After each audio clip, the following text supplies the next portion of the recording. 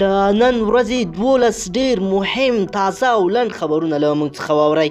درنو لیدونکو السلام علیکم. لغمان قرغیو ولسوالۍ کې د کابل جلال آباد پر لویه لاره امریکایي عسکرو د ملکیانو موټرو ته اور اچولی او یو شمېر کسان یې هم وژلي دي. د پیښې ویني شهید فضل الرحمن وویل امریکایي عسکر د ننګرهار ولایت درونټي سیمې کابل لور ته روان و او د لغمان قرغیو ولسوالۍ عزیز خان کت سیمې ته په رسیدو یې له کابل راتلونکو موټرو ته اور غورځوونکي مواد واچول. د فضل الرحمن په وینا امریکایي عسکرو یو لنډ کروزر، 2 ټوډي موټر او یو مازدا ډول موټر سوځولی دی. سرور دانش دولت ساز ټاکنیز ټیم دویم مرستیال سرور دانش وایي ټاکنو کمیسیون دی د ټاکنو د پایلو د اعلان په برخه کې د سیاسي ډلو او د احزابو تر اغیز لاندې نه راځي. طالبان وایي د بلخ ولایت په چمتال ولسوالۍ کې 10 تنه عسکر او اربکیان ورسره یوځای شوي دي.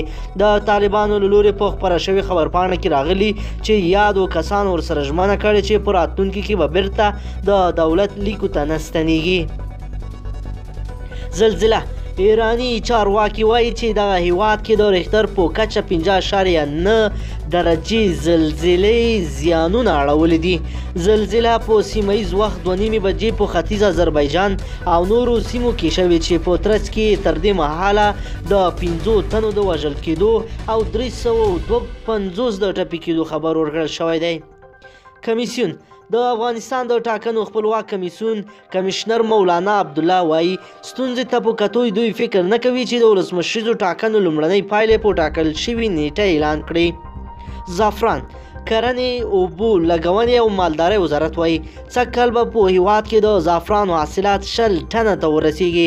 د دې وزارت ویان اکبر رستمي نن کلید ته وویل اوس مهال د 10 ورځو لپاره د زعفرانو ټولولو بهیر روان دی او له هغه وروسته یې پروسس پیلېږي. پاکستان د دفاع وزیر او د سرکاري کمیټې مشر پرویز خټک وایي که د آزادۍ مارچ پرلت ختم نه کړل شو نو دوی به یې په زور او پرځوي. تعلقات تخار امنیتي مسولین وایي چې پولیسو د دغه ولایت په مرکز تعلقان کې یوه ښځه د نشهیي توکو د قاچاق په تور نیولې ده. ترکیه تازه په افغانستان کې د کډوالو چارو او راستنیدونکو چارو وزیر عالمي بلخي وایي چې ترکیه په لسګونه کارګرانو ته په قانوني ډول د کار زمینه برابروي. عالمي بلخي زیاتوي چې په ترکیه کې د لسګونو زرو افغان کډوالو لپاره قانوني کاري فرصتونه د برابروي او په تړاو د ترکیه هیواد سره موافقه په وروستیو پړاوونو کې ده چې ډیر ژر به لاسلیک شي. طالبان تېره شپه طالبانو د زابل ولایت د اټغر ولسوالۍ کې مرکز ته څیرمه د پولیسو په یو مرکز برید کړی دی چې پولیسو ته یې مرژوب لاړولې. طالبانو د برید مسؤلیت منلی او ادعا یې کړې چې د اټغر ولسوالۍ کې مرکز ته څیرمه د پولیسو مهم مرکز چې د کمپاین په نوم و تېره شپه یې برید پرې کړی او د دغې ولسوالۍ د امنیت قومندان حیدري په ګډون یې 21 پولیس او عسکر وژلي دي. افغانستان د کډوالو راستنیدونکو چارو وزارت څخه په خپره شوې خبرپاڼه کې ویل شوي تر اوسه له 800 ډیرو بهرني اوسیدونکو افغانستان ته د پناه غوښتنې غوښتنلیکونه ورکړي چې دوی یې رد کړي دي. ټرمپ امریکا کې یوې امریکایي محکمې ولسمشر ډونالډ ټرمپ له خپلې خیریه ټولنې څخه د سیاسي او تجارتي ګټو ترلاسه کولو په خاطر په $2 میلیون نغدي جریمې محکوم کړی دی.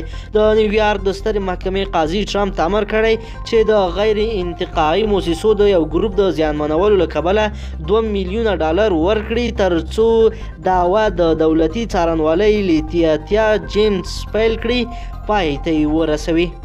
درنو لیدونکو که چیرې غواړئ چې هره شپه له تازه او لنډو پیښو څخه خبر شئ نو زموږ چینل در سره ضرور سبسکرایب کړئ او ویډیو سره حتما لایک کړئ.